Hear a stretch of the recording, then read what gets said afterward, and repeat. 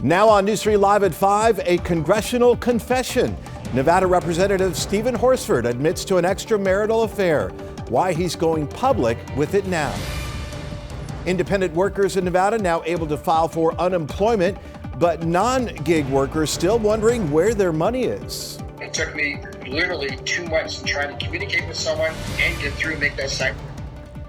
We dig for answers to the questions that you've been sending and hear from officials on the latest numbers. Nevada's race to normalcy shows no signs of slowing down. Just loving being out here and that they're open and that we're able to enjoy ourselves with our families. How some restaurant owners are going the extra mile to keep up with dining demand. And a tragic loss that a Nevada family says was entirely preventable. She loved everybody, and everybody seemed to meet her and love her. After a child dies from a rattlesnake bite, why the family says the hospital should have done more to save her.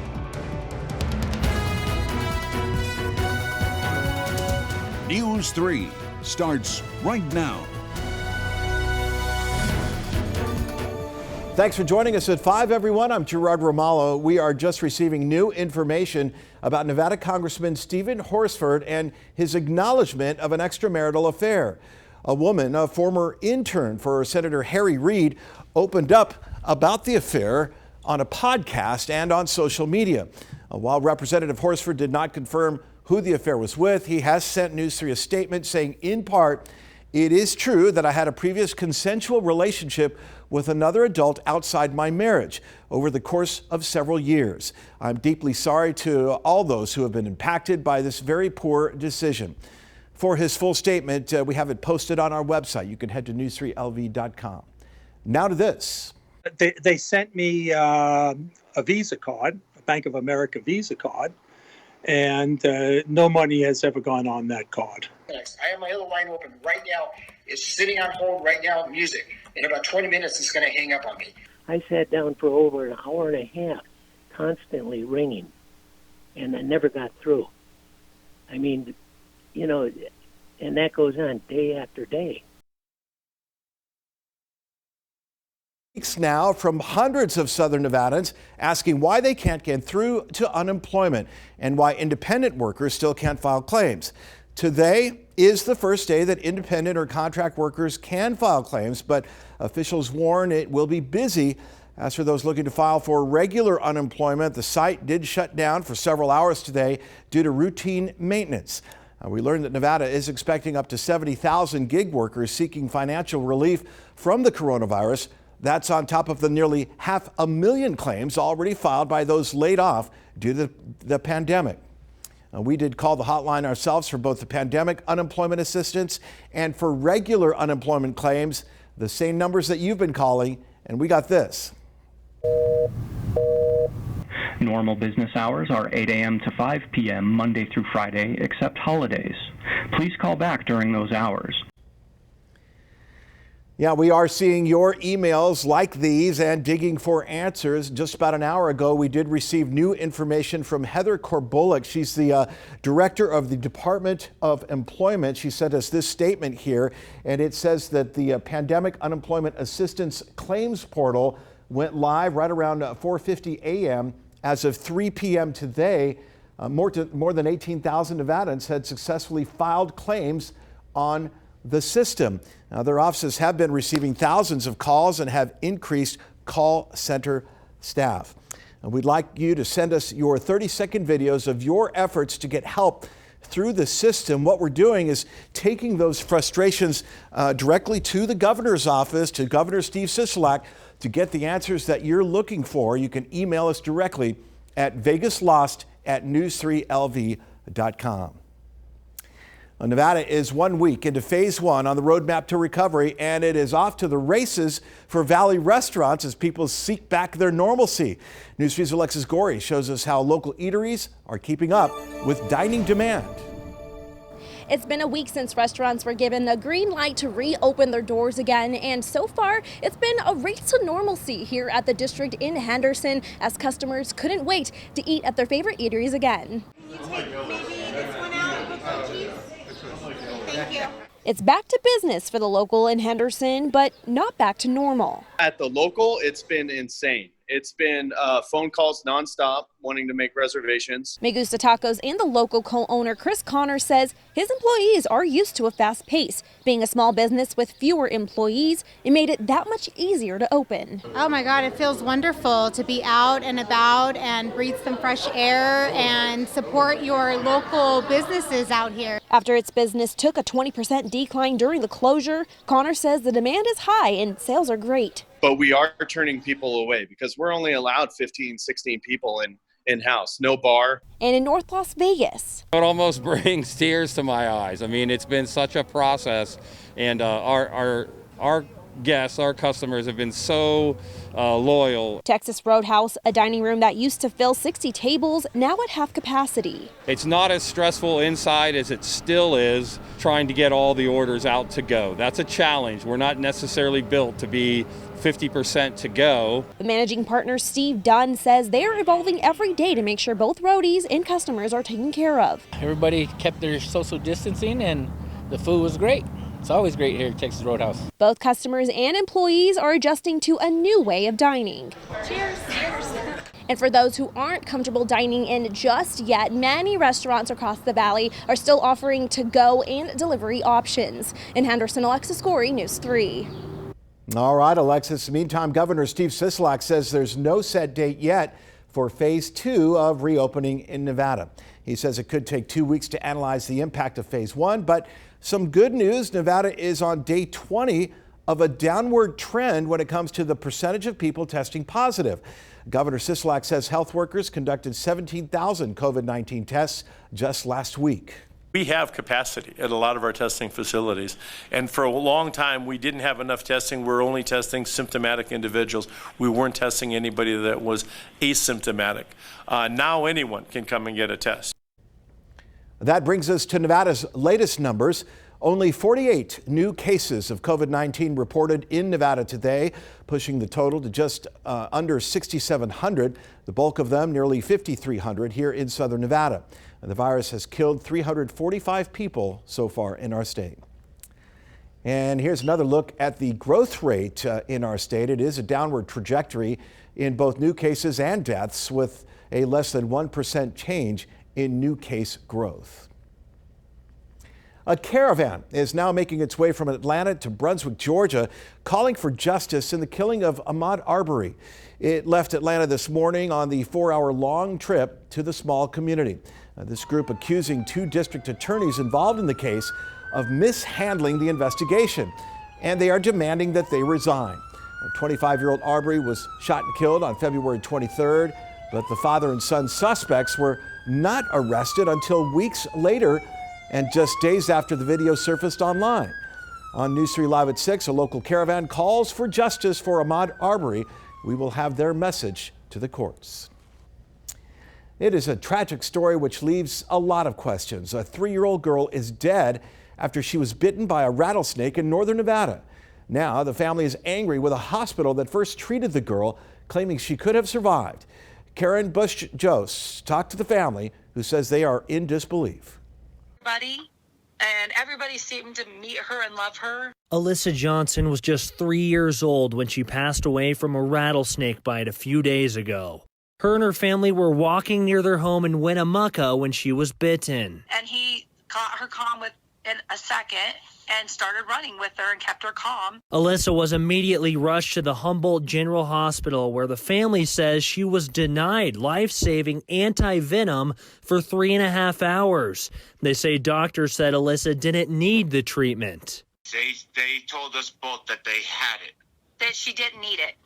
The family says after 3 hours at the hospital, the decision was made to rush Alyssa to a renowned medical center in Reno by ambulance. But her family says her condition only got worse. You know, they're the experts, you know. And then I was like, she's not breathing right. And I start rubbing her chest, and they said, just keep stimulating her. Just keep stimulating her. At Renown, Johnson says staff there gave her antivenom 3 times, but it was too late. Alyssa eventually passed away in the hospital. The Johnsons now say Humboldt staff were negligent, and now they want change. Humboldt County, we need a hospital here. We need a real hospital here that has good training. We're hearing too many stories of how horrible it is. We contacted Humboldt Hospital and left messages twice with their public relations department. We've not heard back from them yet. As for Alyssa Johnson's family, they say at this point they only want change and a better system so something like this doesn't happen again. That was Carson Bush-Jost reporting. An Arizona doctor, the state's longest COVID-19 patient, now back with his family. Still ahead, the last resort treatment that led to his full recovery. And wine purchases outperforming expectations. The surprising time of day where stores are making the most wine sales. And from the 80s yesterday to the 90s today, and we're going to add another factor tomorrow, wind that's going to come blowing in here. I'll tell you how high and fast and all the other goodies up ahead in weather.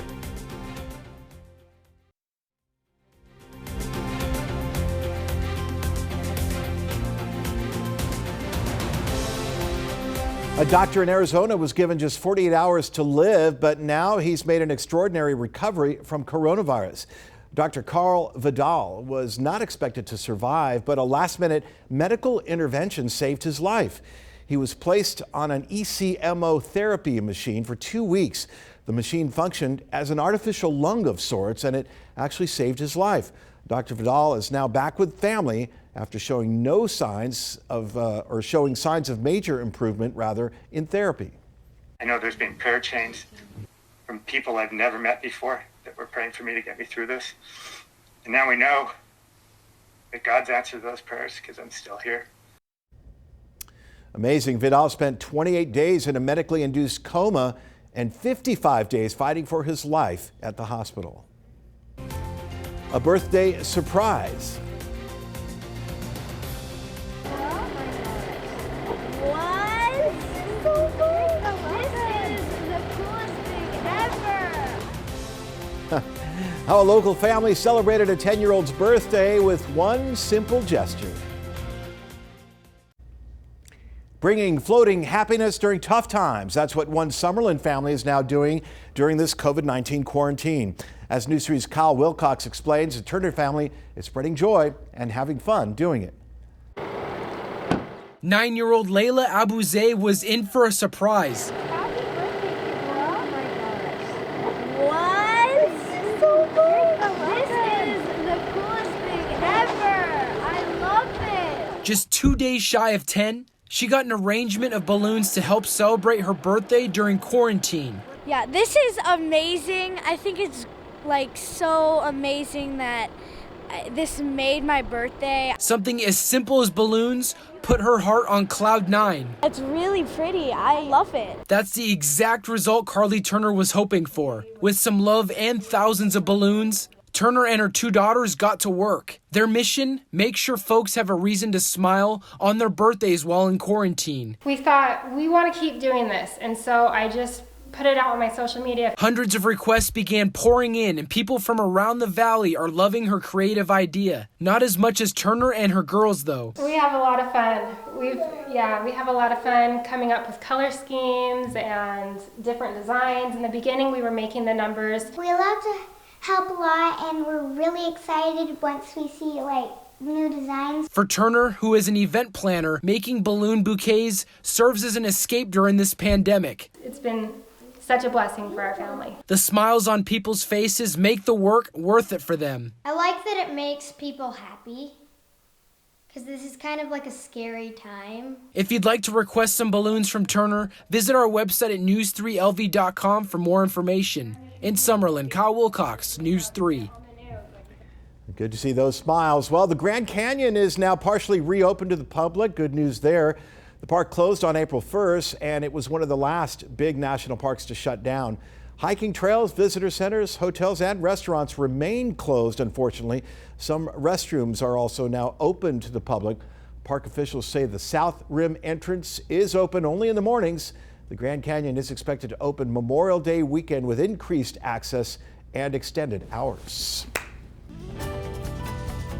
All right, let's check in with our weather authority. Jerry is with us, and so far Very nice weekend, Jerry. A little warm out there. It's getting up there. It's going to be warm tomorrow, too, and we're going to get the winds. But you know what those winds are going to do? Shh. They're going to drop the temperatures. Oh, okay. Can you believe we're going to be in the 70s this week? Oh, wow. Yeah, I'm looking forward to that. Overnight lows in the 50s. You can turn off the AC. This is great. I love May. It is up and down, up and down. Let's go to it and take a look at our skies today. This is a view from Sierra Vista High. Looking to the northeast. And you'll see that rising sun there on the edge of your screen and some blue skies, nice vista there. But then skies got milky white as the afternoon progressed. Some clouds came in.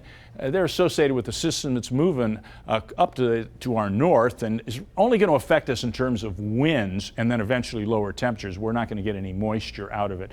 Twitchell down in Green Valley was the warm spot in Henderson. They hit 96. They're at 93 now, not far from the district there. 27% the relative humidity, and the pressure is low. Meanwhile, Sigurogich Middle School noticeably cooler, 86 degrees. They were in the 90s today out in Summerlin. South-southeast wind at 7. And humidity pretty comfortable despite the clouds up there, moisture loft. It's in the teens. Also in the teens up in North Las Vegas at El Dorado. Antonello, ES 90 degrees. They have a southeast breeze at 9 miles an hour. It's 93 in downtown Las Vegas at our studios off Henderson's Water Street, 92, 91 in the Lakes, Mountains Edge 90, and 89 way up in Centennial. 87 Indian Springs, 95 warm over in Mesquite, to 91 in Pahrump, and 85 down in Searchlight. The temperature out at McCarran, top of the hour, was 92, a full 22 degrees warmer than LAX. It's in the mid-70s up in Reno, 60s up in Salt Lake, and mid-90s down in Phoenix. The 92 out at the airport is the high so far today. Got a lot of clouds, so I don't know if we're going to up it a degree or so, but might up it a degree between hours. But right now it's 92 and 71, the extremes. Our 13th day above normal this month. Pollen, if you've got the sniffles, I've had a few. It's high for grass. Air quality is good at 48, and the UV index very high. It's probably going to remain so for much of the summer. Okay, terrible thunderstorms earlier today in Texas, and you still see a tornado watch box over parts of Texas and Arkansas, and we have a tropical depression off of Florida. If this forms, and I think it will overnight tonight and tomorrow, it'll become Tropical Storm Arthur, the A storm, and it'll just ride the Gulf Stream up to there's Cape Hatteras, and that's probably, if it makes landfall, that's where it's going to be. Meanwhile, there's our system, cooler air behind it, and yes, it is coming in, but we're going to get some wind before that. Clouds around tonight, but they'll give way to some sun tomorrow mixed in with clouds. Going to be another mild night tonight. The temperatures will start to get a bit, winds will get a little breezy. Lows tomorrow, overnight rather, into the morning hours in the 50s and 40s up in Lincoln County, to the 60s and low 70s here in southern Clark County, and highs tomorrow pretty much where they were today, but we have to factor in the winds, and they will be howling, and by the afternoon blowing south 20 to 30 miles an hour. And you can see if you're going to get out and enjoy it, do it in the morning, because it's going to get a little breezy with that blow dryer effect. There is a lake wind advisory in effect tomorrow for you boaters. You might want to think twice before going out. And how about this? The winds eventually swing to the north, and we're in the 70s by Tuesday, with overnight lows going Wednesday into the upper 50s, even some mid-50s. So it's going to be very, very nice around here, and then warming up, but not getting really hot, Gerard, as we head into the Memorial Day weekend. All right, we're still in good shape, it looks like, Jerry. Thank you for that. Well, you've probably heard the debate over hydroxychloroquine, a malaria drug some claim could work to treat COVID-19. The president, you'll recall, touted the drug during several White House coronavirus task force briefings. A national study later found the drug may actually lead to an increased risk of death. But scientists continue to study it, and some are still finding positive results. They say a politicized battle in the media has made it much more difficult to research. We've treated 400 patients and haven't seen a single adverse event. And the University of Washington has treated over 1,100 patients without seeing a single adverse event. And what's happening is, because of this fake news and fake science, the true scientific efforts are being harmed, because people now are so worried that they don't want to enroll in the trials. The latest studies on how effective that drug actually is to treat coronavirus tomorrow on Full Measure with Cheryl Atkinson. Wine sales amid the coronavirus pandemic are way up. Catalina, a data firm that tracks shopping trends, found strong gains across the wine category in both grocery and drugstores. Total dollar sales are up nearly 40% for a 10-week period through May 2nd. The number of wine buyers increased by 16%. Afternoon sales have also spiked at convenience stores as the virtual happy hours gained traction during stay-at-home orders. Not surprised there. Raise your glass and say cheers. It's a day dedicated to a popular brunch beverage. Still ahead, where it got its name. Next at 6, Clark County now preparing for wildfire season.